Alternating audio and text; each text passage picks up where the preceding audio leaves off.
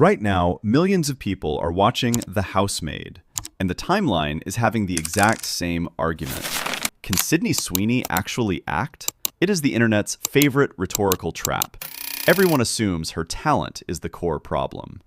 Then you look at the grueling footage of Christie, a bruised, deglamorized boxer spitting blood, or the suffocating, sterile room panic of reality.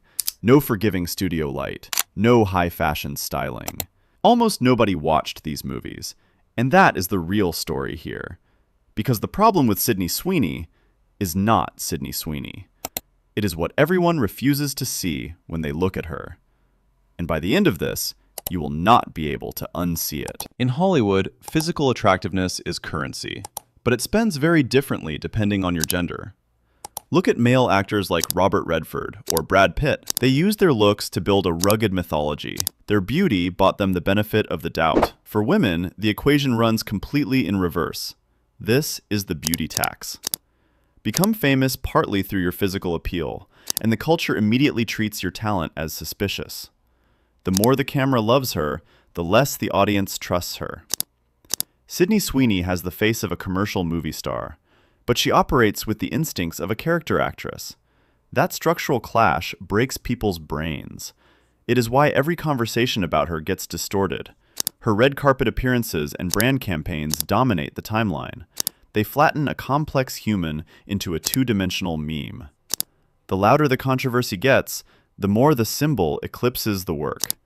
Because arguing about a meme is easier than tracking a career. But she was not just dropped into this machine yesterday. The internet loves to diagnose young actresses as industry plants.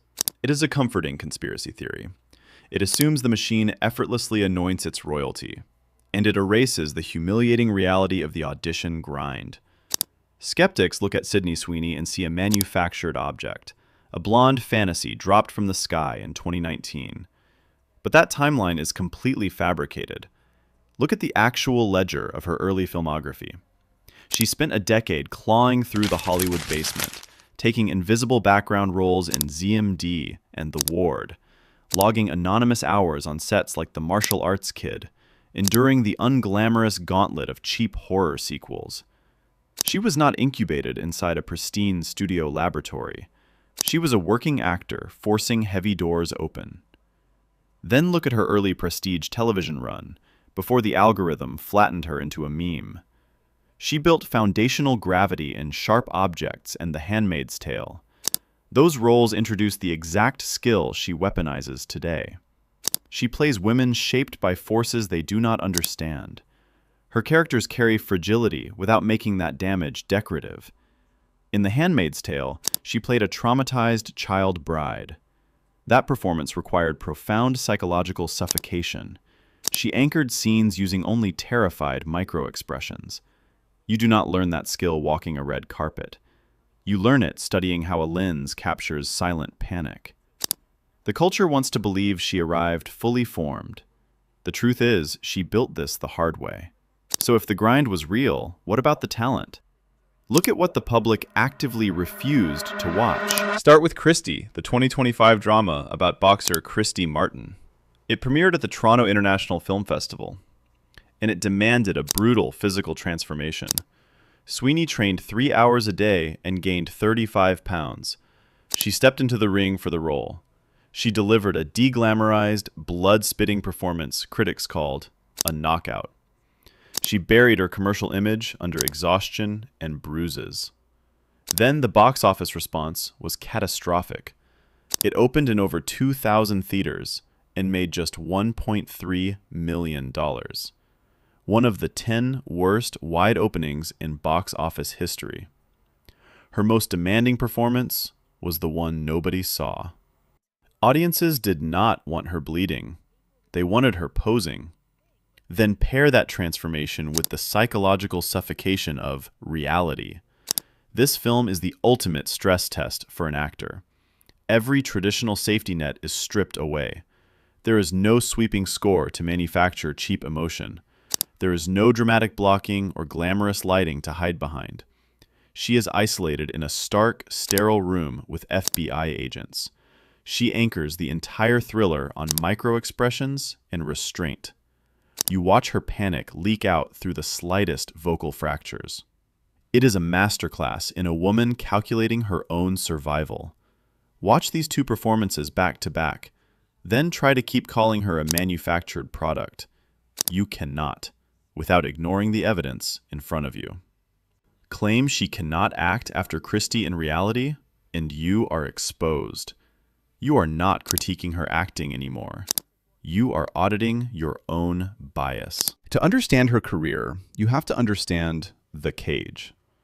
And The Cage was built by the show that made her famous. Playing Cassie Howard in Euphoria was her undeniable breakout, but it subjected her to the most aggressive flattening in pop culture. The show itself frequently used her body for shock value, and the internet dismantled the performance into memes and thirst traps. But if you watch what she is doing, it is incredibly technical. Cassie is not a blank, hypersexualized object. She is a panicked nervous system performing calculations for survival. Sweeney reverse engineers the hot girl trope from the inside out. She exposes the humiliating desperation required to maintain that currency. You watch the frantic energy required to be loved at all costs. But the nuance was too complicated for the algorithm. The public stripped the anxiety away and kept the aesthetics. Euphoria diagnosed the exact problem her career would inherit. She played a girl reduced to her body by everyone around her, and the audience watching the show did the same thing to her. We saw this mechanism detonate again in April 2026. The divisive Euphoria final season reignited the same discourse. Cassie returned to the screen as a failed OnlyFans model, and the timeline reverted right back to the original flattening. The internet argued about the surface and missed the tragedy. The loudest voices missed the brutal commentary of the arc.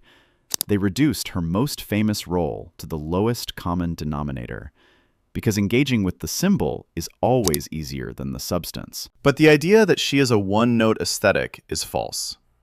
Look at her armored performance in The White Lotus. She plays Olivia as privileged, guarded, and casually cruel. She drops the vulnerability that made Cassie so tragic and replaces it with cold, judgmental detachment. It proves she can play someone you are not meant to like. Then look at Immaculate, a film she chose to produce.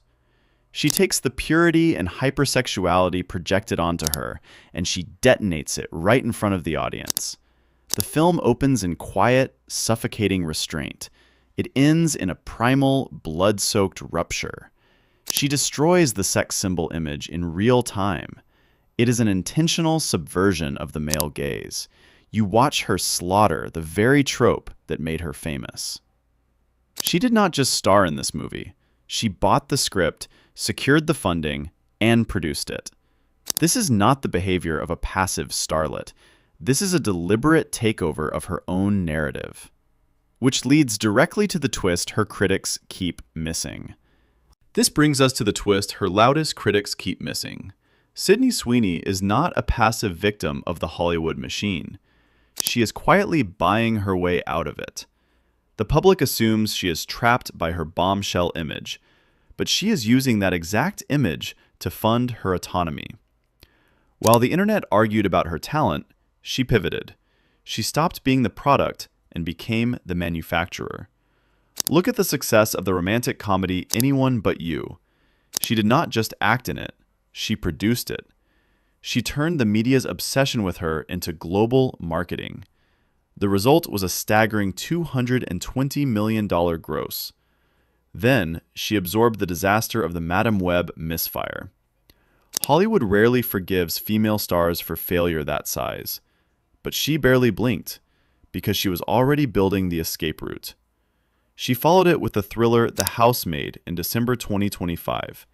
It was budgeted at a modest $35 million. She helped drive it to $400 million worldwide. It became her highest-grossing film and a streaming smash. It proved she can print serious money on her own terms. But the real power play arrived in June 2026. She launched her own production company, named Honey Trap, and secured a first-look deal with Sony Pictures. This is the business architecture behind total creative control. She used her acting fees and her image as structural leverage. She traded cultural obsession for hard financial equity. She does not need to escape the beauty tax anymore. She just needs to own the bank that collects it. The industry that tried to flatten her is now her distributor. She is funding her own creative rebellion in front of us, and the people mocking her have no idea it is happening. To be clear, her filmography is not flawless. A credible autopsy requires acknowledging the unevenness. Her controlled comedic timing can sometimes feel rigid, especially next to her mastery of psychological distress. But her gift was never pristine classical technique. Her real weapon is terrifying emotional transparency. She plays people whose faces betray them entirely, characters who perform confidence while privately collapsing, women whose desire masquerades as self-destruction. That is a rare and specific frequency of acting, and it is far more interesting than technical perfection. So let us reframe the original question. The problem with Sydney Sweeney was never Sydney Sweeney. The problem is an audience conditioned to distrust female agency. We stared at the symbol they sold us and missed the architect standing right behind it. The same public that complains modern actors are hollow products is watching one fight to control her career in real time. She is holding the blueprint. You just have to stop looking at the poster and start looking at the foundation.